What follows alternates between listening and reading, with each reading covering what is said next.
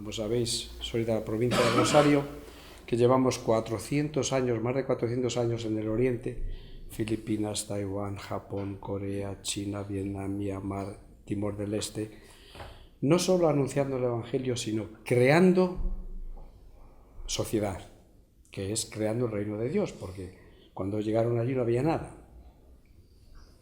Yo he estado en Taiwán, he estado en Hong Kong, y también, pues, me tocó, como diría Raquel, me tocó estar allí presente cuando China se empezaba a abrir, después de 45 años de una cerrazón total. Más alto. Ay Dios. Bueno, pues me tocó quedarme allí y encontrarme con la apertura de China. China se empezó a abrir y nos formamos con el cardenal de Hong Kong. Dice, vamos a ver qué podemos hacer en China. No podíamos hacer nada. En Taiwán, en Hong Kong, allí donde he estado, he hecho pues todo lo que me han dicho aquí, lo hemos hecho. Y lo estamos haciendo, lo seguimos haciendo. Pero China era muy diferente. No podíamos entrar como sacerdotes. Por ser extranjeros, no podíamos anunciar el Evangelio. No podíamos predicar. No podíamos hacer nada religioso porque nos quitaban el visado y nos metían en la cárcel o metían en la cárcel a los que nos escuchaban. Entonces, ¿cómo hacer para viajar por China cuando no había ni carreteras, ni comida, ni luz, ni nada? Para intentar encontrarnos con los sacerdotes y obispos ancianos y católicos que salían de años y años de cárcel y trabajos forzados y que no sabían nada de la Iglesia Universal. Entonces, allí donde íbamos, pues íbamos protegidos por los ángeles guardianes que llamábamos nosotros, el Servicio Secreto Nacional, que no nos dejaba ni a sol ni a sombra para que no pudiéramos hablar nada, ni predicar, ni presentarnos como sacerdotes, aunque los sacerdotes chinos lo sabían. Entonces teníamos que hacer cosas que iban contra nuestra naturaleza. La historia que nos ha contado, la experiencia de Raquel, parece que me hacía revivir. Y tanto es así que yo os iba a hablar, había preparado un discurso tipo dominicano muy bonito, con muchas palabras, pero después de escucharles digo, no voy a hacerles perder el tiempo y repetir lo mismo, así que lo he cambiado. Me lo he puesto aquí y me he cogido esto. ¿Sabéis lo que es? Una oración. Porque creo que lo resume muy bien. Cuando no podíamos hacer nada y nosotros creíamos que íbamos a llevar allí algo y que me viajaba a lo mejor una semana, 2 semanas, 15 días, donde no había carreteras, donde no había coches, donde no había comida apenas, y que no podía encontrarme con la persona que yo quería encontrarme, con un obispo, porque no me dejaban y decían que no estaba. Volvía y me decían, pero bueno, ¿qué has hecho? Nada. ¿Pero entonces para qué vas? Pues no lo sé. La frustración era terrible, pero digo, no me escucha, no puedo hacer nada, no puedo hablar, y si me encontraba con ellos, no podía hablar de nada lo que yo quería decirles, porque los comunistas no me dejaban. Nada más, hola, ¿qué tal está? Pues mire, yo soy un sacerdote católico que vivo en... ¡Ay, el Santo Padre cómo está! Dígale que rezo mucho por él. Y nada más, de ahí nos salíamos. Poco a poco y a través de un obispo chino de allá, una vez que pude quedarme unos minutos con él, yo aprendí lo que nos acaba de decir y que parece ser que Raquel lo aprendió antes que yo, que mi misión era la misión de la presencia. Dios, el Espíritu, nada más me quiere a mí como presencia. No os preocupéis qué vais a hacer, qué vais a decir, qué vais a... Yo hablaré por vosotros, yo actuaré por vosotros, pero vete y estate allí. Tú no tienes que hacer nada, tú no eres el protagonista. Y yo creo que desde que me di cuenta de eso, que llegué a pesar 46 kilos, empecé hasta a engordar. Pesaba 46 kilos y 700 gramos. Ahora peso mucho más. Entonces empecé a engordar. La misión de la presencia. Tú vete, pasa por allí y no te preocupes, Dios actuará con tu presencia. Y en China lo he visto centenares de veces, para rabia muchas veces de los comunistas. Entonces, para no repetir todo esto que nos ha dicho Nieves, que nos habéis dicho, voy a hacerlo un poco experiencial Y me vais a permitir que os cuente nada más una cosa que para mí fue muy fuerte. Hacíamos de todo en China. Íbamos con Miserior, con Misio, con Caritas Hong, con Caritas Macao, para hacer trabajos de desarrollo, de caridad, de lo que sea, para que nos permitieran entrar, permitieran contacto y sobre todo dar credibilidad a la Iglesia que empezaba a nacer, para que vieran que no solo era en contra del comunismo, y también para que el gobierno comunista viera que estábamos creando sociedad. Trabajamos con leprosos, con SIDA, hacíamos escuelas, hospitalillos, de todo lo que ellos no hacían. Y lo que os voy a contar ocurrió porque nos habían hablado en una zona de las montañas de las estribaciones de los Himalayas, en la provincia de Sichuan, que son 120 millones de habitantes, allá perdidos por las montañas, que había pueblos de leprosos. Leprosos que en tiempos de Mao dijo que las enfermedades venéreas, la lepra, todas estas enfermedades eran enfermedades de los países capitalistas, que en China no había, entonces que los doctores no perdieran el tiempo aprendiendo esas cosas porque no hacía. Entonces, cuando una persona con estas enfermedades se acercaba al doctor con poca formación, no sabían diagnosticarlo hasta que la enfermedad ya había volado. Entonces, si era lepra, venían los funcionarios con los fusiles y a él y a su familia los mandaban a las montañas. Ahí no tenían nada, tenía que comer de lo que cultivaban sin medicinas ni nada. Bueno, habíamos oído hablar, porque también trabajábamos con los leprosos, que allí en aquella zona había unos poblados de leprosos que queríamos encontrar. Entonces nos pasamos por aquella zona con un permiso especial, porque eran montañas muy altas donde había aborígenes, con los comunistas, con el gobierno comunista, negociando ayuda para un hospital en aquella ciudad, en aquella zona, con tal de que nos dejaran buscar y encontrar aquellas poblaciones de leprosos que ni ellos mismos sabían que existían. Tardamos 12 días, yendo todos los días desde la montaña, hasta que les encontramos. Era un poblado. Llegamos allá y éramos 2 extranjeros, los demás eran todos chinos. El que venía conmigo era de Misio, Aachen, en Alemania, no sabía chino. Entonces nos recibieron como si fuéramos doctores que traíamos medicinas. No traíamos medicinas. Entonces hablamos que podían, que necesitaban, bueno, con todo lo que no veía detalles. Pero hablando con ellos, había mucha gente que no era leprosa, sino familiares de ellos que vivían allí y comían lo que ellos cultivaban. Y uno de ellos me dijo que un anciano vivía un poco más atrás, una ladera muy empinada, en una caseta que había allá arriba, pero que no podía bajar porque ya había perdido prácticamente los pies y una mano, tenía un muñón.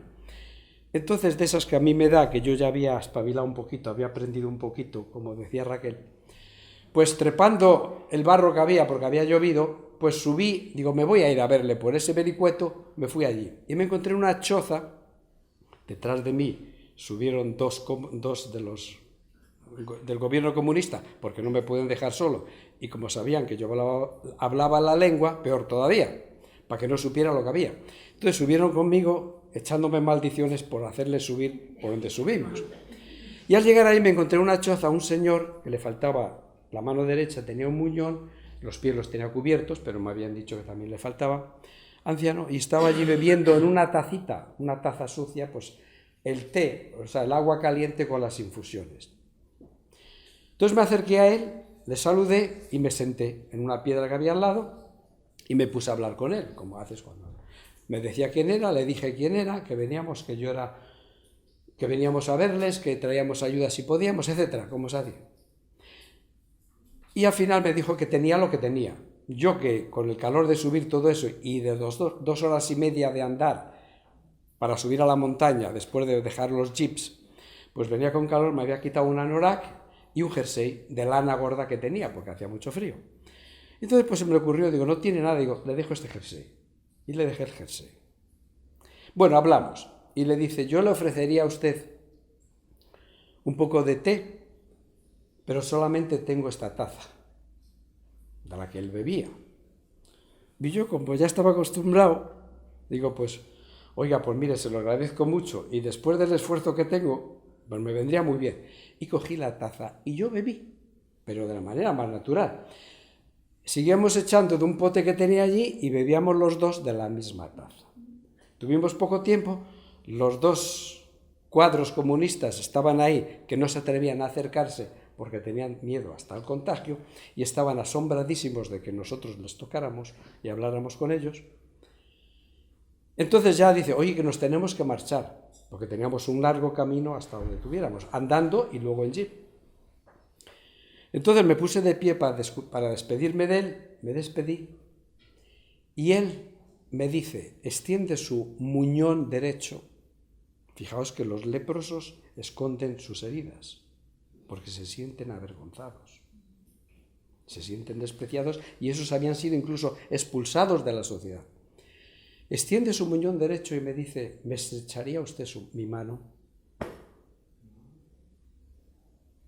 Y yo se la estreché, muy fuerte, y me marché. Entonces,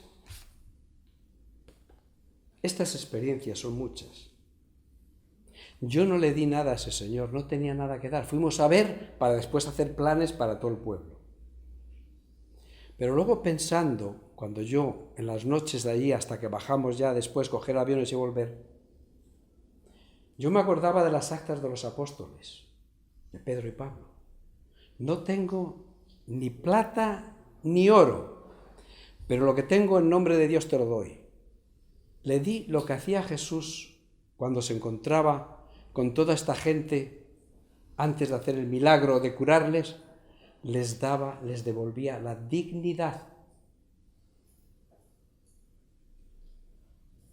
Bueno, esto, como ha dicho Raquel muy bien, estas cosas que a mí me salió natural, no vienen por arte de magia, sino que es un proceso de formación que yo no lo aprendí. Entonces, cuando yo empecé a rezar esta oración, me fijaba en las primeras palabras, peregrino, itinerante y predicador de la gracia. Peregrino itinerante, tú vas como peregrino anunciando la gracia porque te has dado cuenta, has descubierto que tú llevas dentro la gracia y la vas a compartir, pero no solo a compartirla como decías tú muy bien, sino que vas peregrino al encuentro a encontrarte con. Y cuando te encuentras con una persona, en ese encuentro hay una alegría, hay un intercambio, hay un trasvase de gracia, su gracia y la mía. Aprendo, doy y recibo, como decías tú muy bien, doy y recibo. Me lleno y te lleno. Y es ese trasvase de la gracia, dejar que la gracia de Cristo fluya para allá y para acá y para allá, con alegría. Esa es la alegría. Peregrino itinerante, predicador de la gracia. Tú no eres el protagonista que decía Raquel. Eres un mero instrumento de que el Espíritu se sirve para hacer lo que tiene que hacer y lo que sabe hacer Él, mejor que yo. Entonces, cuando te encuentras con estas cosas fuertes en la vida, cuando tú te allí y dices, bueno, mi vida no vale nada si no está al servicio del encuentro con el otro. Y para llegar ahí en este proceso, como digo, pues sirvió cuando vas a un pueblo con una cultura tan diferente, con una lengua tan diferente, te sientes frustrado porque no puedes hablar, porque no puedes hacer nada y te tienes que pasar 2 y 3 años como mínimo para aprender la lengua y poder comunicarte. Entonces empiezas a descubrir al otro con todo lo que tiene de la gracia de Dios que actúa aunque no sean cristianos. Y entonces empiezas a ver y a descubrir cómo Dios está actuando en ese pueblo, en esa cultura, en esa persona, en la bondad que tiene. Entonces te obliga a ponerte en otra situación, en la situación de ser misión de la presencia y misión de encuentro. El peregrino, como hacía Jesús, que fue peregrino, y como hizo Domingo, peregrino itinerante y predicador de la gracia. Entonces es cuando descubres una nueva dimensión. Cuando tú vuelves a casa y dices, oye, para yo poder tener esta fuerza de ser no protagonista, de ser instrumento, de saber escuchar, de saber dialogar, que también lo mencionabas, porque la contemplación es primero escuchar, es un diálogo y para dialogar tengo que escuchar. Para saber esto yo tengo que formarme, yo tengo que rezar, yo necesito a mis hermanos que me apoyen, necesito que allí donde vuelvo, cuando vuelvo a mi comunidad, que mi comunidad cambie y sea diferente, que se transforme mi comunidad para que sea de verdad no solo yo, predicador de la gracia, sino una comunidad predicadora de la gracia. Y eso es, en pocas palabras, lo que intentábamos vivir, lo que intentábamos hacer. Salir al encuentro para que el Espíritu haga su trabajo a través de mí, de ti y de cualquiera de nosotros. Y eso te hace también descubrir la fe, que también empieza en la oración. Domingo, un hombre de fe, que por la fe se lanza al vacío de ser peregrino de la gracia. La fe. Eso te hace descubrir tu fe y te hace un poquito plantearte, como decía Raquel, ¿qué hago yo allí? ¿Por qué estoy allí? ¿Tengo un plan? Pues al principio sí, y ninguno me salía. Y al final, pues yo estaba y los planes funcionaban. Los planes no los que yo hacía, sino los que hacía él. Peregrino, itinerante y predicador de la gracia. Y eso se me ha quedado muy metido. Porque eso, para mí, recoge un poquito todos los carismas de los que hablábamos aquí, todos los carismas dominicanos. Porque para ser de verdad, sentirte como peregrino, necesitas un montón de cosas. Necesitas el diálogo, la contemplación, la oración, tu vida de comunidad. Todo eso lo necesitas. Y yo creo que como ya hemos hablado bastante, yo me voy a callar aquí, no sé si me he pasado o no, pero me quedo aquí y basta. Me perdono. Gracias.